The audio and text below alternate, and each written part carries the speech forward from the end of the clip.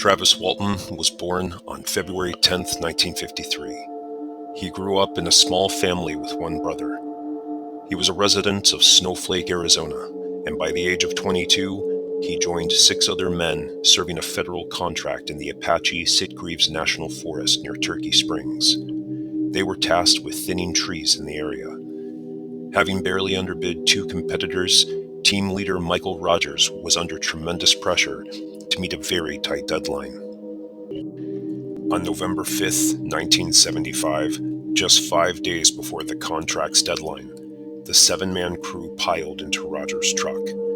Fatigued, overworked, and demoralized from what seemed like a titanic and insurmountable task, they drove through the dark and silent wilderness of the Apache Sitgreaves, eager to take their rest before another day's grueling labor.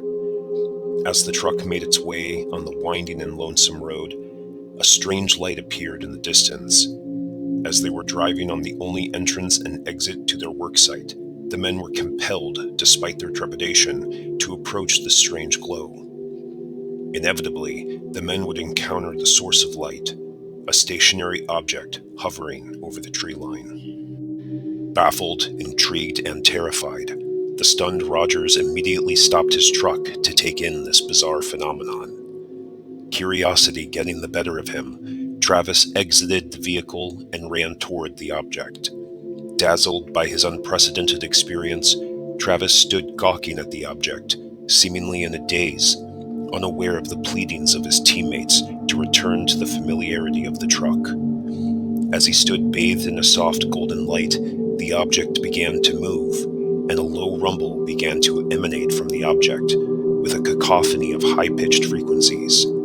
Startled, Travis dove for cover, and upon his efforts to retreat, an intense discharge of energy enveloped him. Believing that the object had attacked and killed Travis, Rogers immediately fled, the remaining men of the crew reeling over the horrific scene they had just witnessed.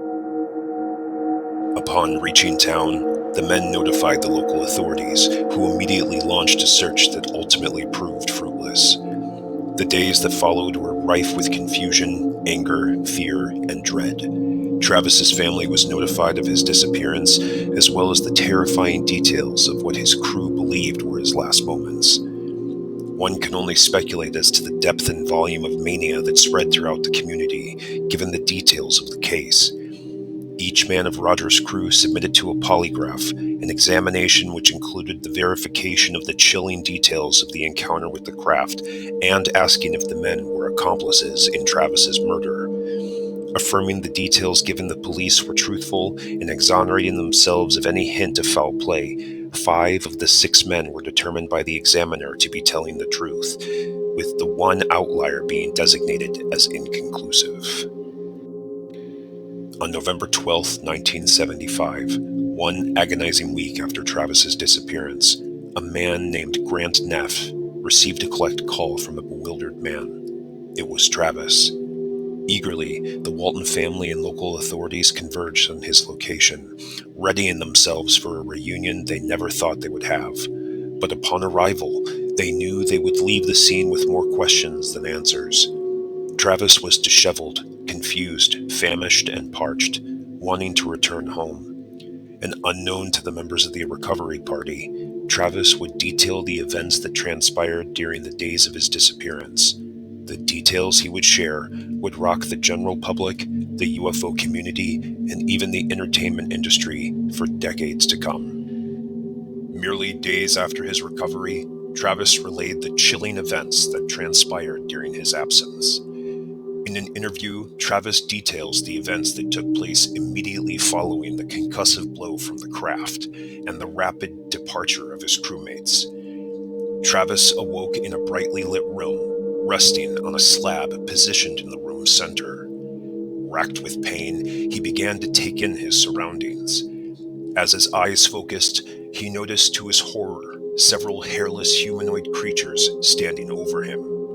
He noted that they appeared shorter than he was, with underdeveloped bodies and donning suits with no seams or buttons. Instinctively, Travis's survival mode kicked in, and he easily knocked back both creatures, arose, and armed himself with a clear glass tube that he found in the room. The creatures immediately retreated, leaving Travis alone in the room. Travis exited through the one visible doorway, entering a corridor.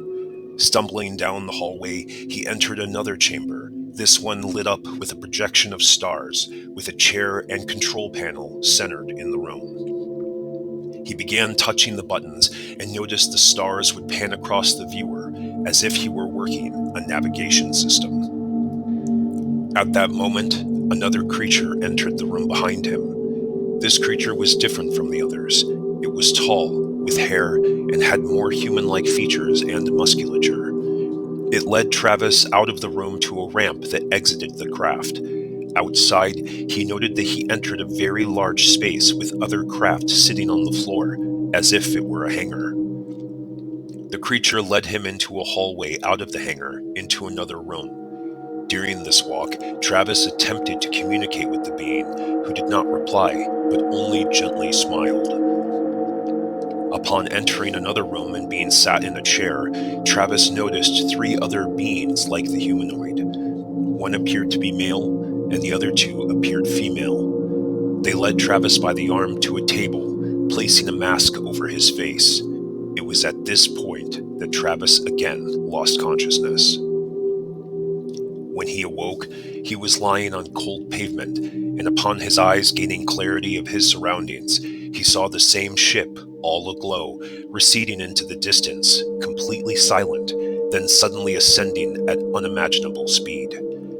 Getting up, Travis recognized the road he was on and ran toward lights in the distance. He arrived at a payphone, and it was at this moment that he made the collect call that brought his family and the authorities to his location. In the years that followed, Travis's experience stoked the flames of UFO intrigue, placing him center stage in the abductee realm, and even inspired a Hollywood movie. What took place that fateful November night in the deep forests of Arizona captivated a nation for decades. To this day, Travis maintains that he was abducted that night, was subjected to tests, and interacted with beings from another world.